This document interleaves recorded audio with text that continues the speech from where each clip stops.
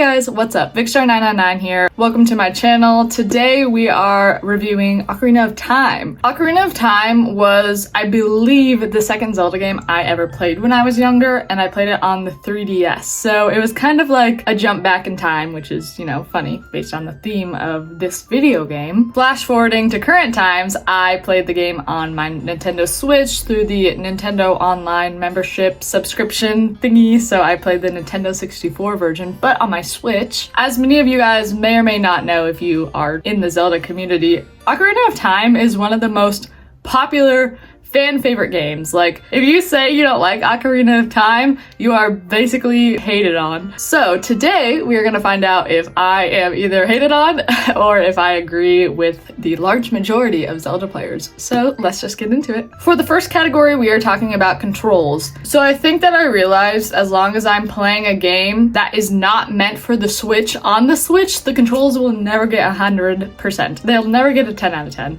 And that's just something we all need to come to terms with. It was just kind of odd because using the Pro Controller, you had to hold ZR to try to do any of the actions. I think on the Nintendo 64, they were the C buttons, if I recall correctly. Just like little quirks like that you just have to get used to. But after that, once you understand the controls, everything was much more swimmingly. There wasn't any accidents. But I give it a 7 out of 10. A big reason why I would give it a 7 out of 10 is because things such as the Z targeting didn't work very smoothly, which once again, I know the game wasn't intended for the Switch, but yeah, just different quirks like that that made the gameplay harder, but not the end of the world. Get into it, get into it. Oh my god, what is going on? God!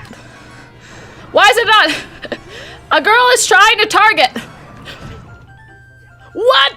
As a whole, the controls, you just needed to get used to them. So I don't want to necessarily dock the controls just because they were tricky at first. And then once I got used to them, they were relatively okay after that. So I would give the controls a 7 out of 10. Next category is storyline and lore. I hope you guys can already guess and or assume what the grading will be for this, but 10 out of 10.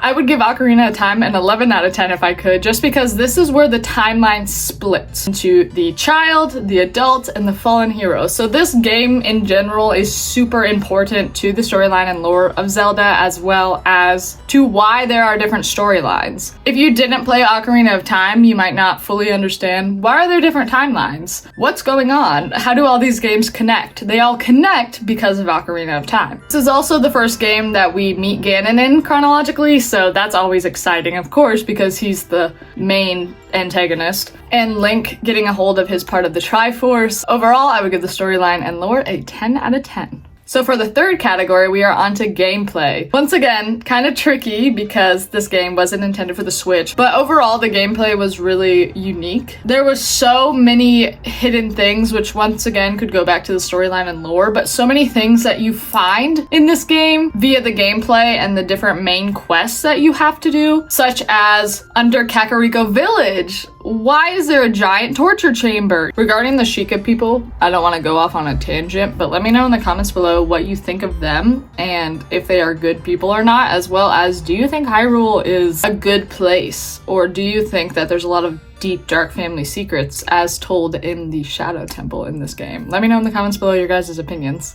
Along with that, the bosses for the different temples when you become an adult, they were a challenge. I had fun though. It wasn't like, oh my gosh, I'm rage quitting. It wasn't like Thunderblight Ganon from Breath of the Wild. It was fun because it would take me 2 tries rather than just 1 try, because I had to learn a pattern or whatever it is. Another variable that is affecting gameplay is the dungeons. The water temple. If you guys have heard anything about Ocarina of Time, you've probably heard about the water temple. It was rough. Dark Link, oh my god, that man, don't mess with him. Like, I'm going as fast as I can. I blocked you, bro. So that's another thing that affected gameplay for me. Not the end of the world, but I was like, this is rough because the dungeons have so much backtracking in them and so many confusing routes. So once again, could be a user error. The mobs in this game are relatively easy as well, so what challenge lacked in the mobs was made up for in the bosses in each temple, as well as Ganon's fights, because there are 2 of them, there can't just be 1. Whoa! He's fast. I'm not that fast. Slow down. Okay, come on. I'm a pro! Overall, I would give the gameplay a 9 out of 10. On to the last category, we are on side quests as well as side characters.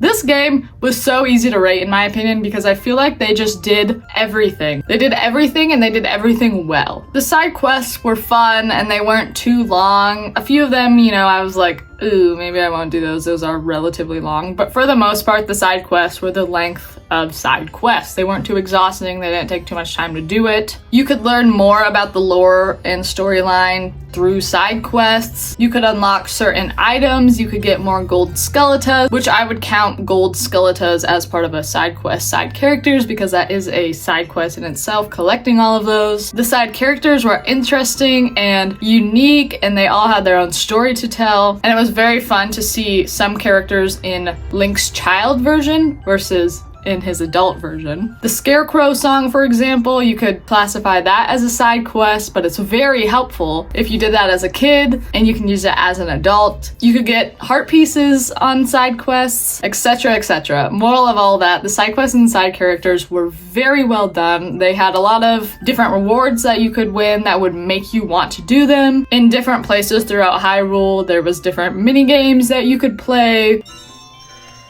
Yes! Golly!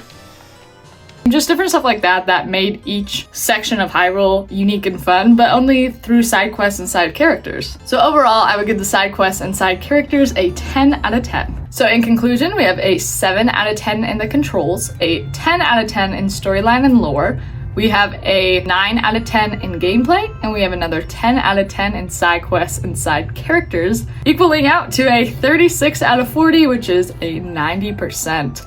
Overall, I had a really great feeling that this game would be one of the more highly rated ones in the series. I do feel bad that the controls continuously jock down grades that could maybe be much higher even than 100% in this case, but I gotta be honest for what I'm playing on. But of course, if you're playing on the 3DS or the Nintendo 64, you could give the controls a much better rating, but just in my opinion, I gotta be honest about those. With that being said, I would absolutely recommend this game. I haven't had one I wouldn't recommend, but this one I recommend, and I recommend playing if you want to understand the storyline and lore of future Zelda games down the line. I feel like Ocarina of Time is one of the most important, I won't say the most important, but one of the most important games to play to understand the different timelines, and I want to see if future games after Ocarina of Time, like Majora's Mask or off different timelines, if they reference back to Ocarina of Time in some way. There was a debate going around on Twitter about this game not being recommended to new players. It's definitely trickier than Skyward Sword, for example, but I think that this game is so important to play for new Zelda fans. So I can't fully get on board with the comment that new Zelda fans shouldn't play this game, but I can see where people are coming from, you know, but I would absolutely recommend this game to a new Zelda fan. As I mentioned in my last review, Minish Cap, if you haven't seen that, go check it out.